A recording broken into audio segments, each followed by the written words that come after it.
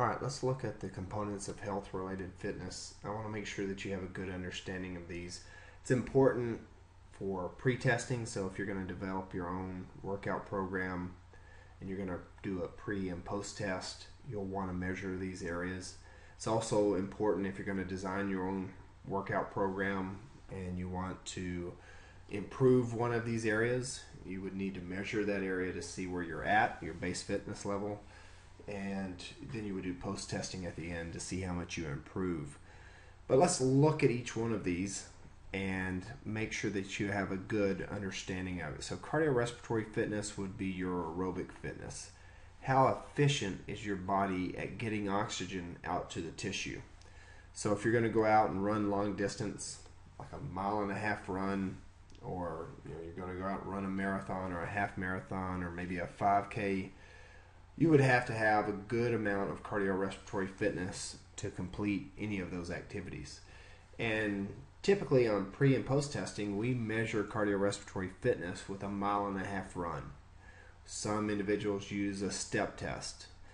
But really what we're looking at is how efficient is your body at using oxygen. Because if we're looking at aerobic fitness, we're really concerned with how efficient your body is at taking oxygen and getting it to the tissue so you can perform those activities. Now let's look at the next one. We've got muscle strength, muscle endurance, and flexibility all included in musculoskeletal fitness. When I learned them, they were separate. So you had cardiorespiratory fitness, muscle strength, muscle endurance, flexibility, body composition. Your book has taken them and consolidated 3 of them into one area, and that's fine. Let's look at muscle strength.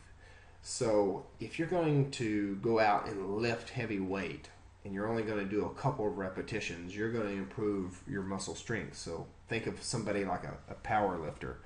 They're going to have a lot of muscle strength because they're specialized in that area. And to test muscle strength, we normally use a 1 rep max or an estimate of 1 rep max. So there's a couple different tests that you can use. A 1 rep max would be if I loaded up a bench press with as much weight as I thought I could lift, and I tried to lift it, and I could, whatever weight I can only lift one time, that's a measure of my muscle strength.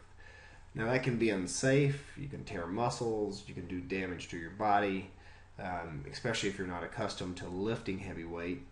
So there's another test to estimate your muscle strength where you'll take a certain amount of weight, and let's say I take 100 pounds and I curl it 10 times.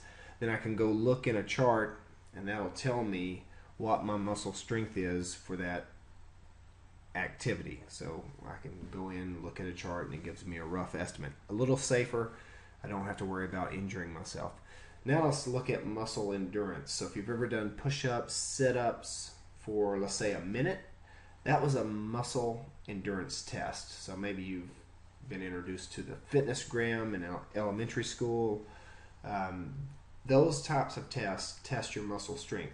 How many contractions can you do in a specified period of time? And that's measuring your muscle endurance. Now flexibility, maybe you've done the zipper test or a sit and reach.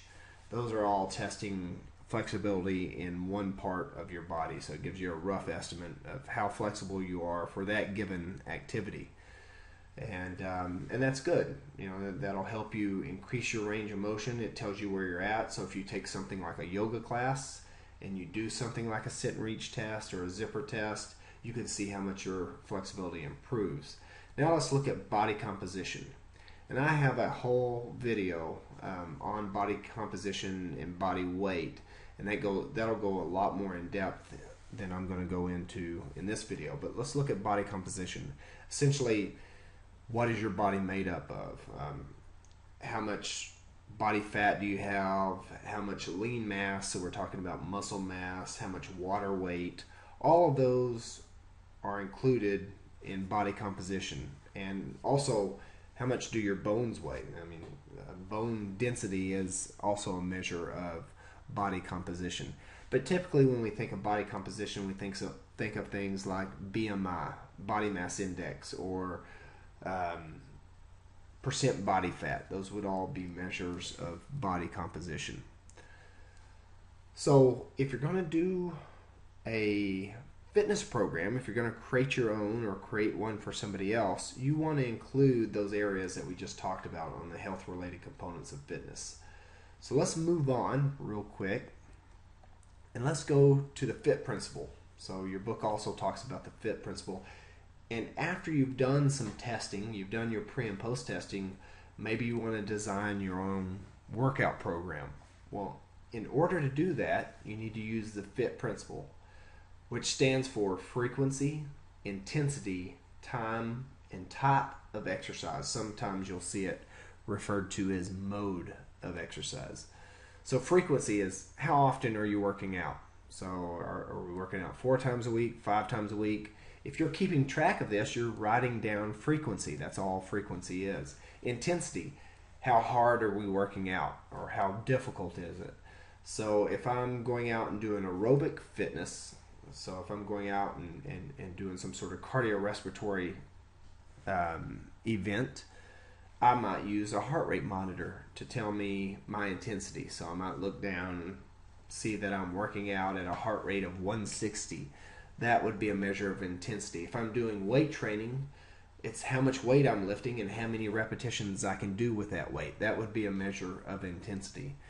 Time, well, that's just like it sounds. How long are you going for each session? So if I'm going to go out and work out for 20 minutes, that's a measure of time. Or I'm going to do so many push-ups in this amount of time, that's a measure of duration. So you would record that in your workout program. And type of exercise, is it aerobic, is it anaerobic? You're going to normally break it down to those 2 main general categories. And you'll always use the FIT principle when you design your workout program. So you should record all of these items. If not, then you're not really giving yourself enough information. So that way, if you go back and do post-testing again, let's say you've done pre and post-testing and you haven't kept track of these areas, you really don't know where the improvement came from. And the FIT principle helps you document that.